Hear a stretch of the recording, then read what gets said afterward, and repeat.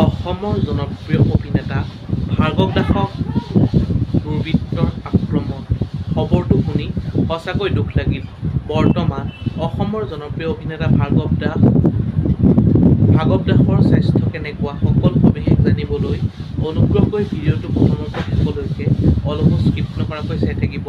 নমস্কাৰ বন্ধু বান্ধৱীসকল, আপোনালোক সকলোকে আন্তৰিক স্বাগতম জনাইছোঁ আমাৰ চেনেলৰ অন্য এটা নতুন ভিডিঅ'লৈ।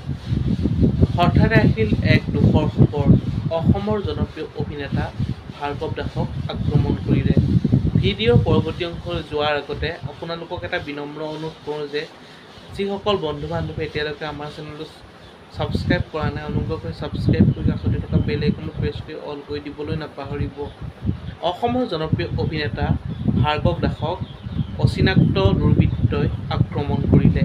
এই ঘটনা পোহৰলৈ অহাৰ পাছতেই ভাগি পৰিছে প্ৰতিজন অনুৰাগী। অসমৰ জনপ্ৰিয় অভিনেতা ভাৰ্গৱ দাসক দুৰ্বৃত্তই আক্ৰমণ কৰে আৰু মাথাত কেইবাটাও চিলাই পৰিছে অসমৰ জনপ্ৰিয় অভিনেতা ভাৰ্গৱ দাসৰ।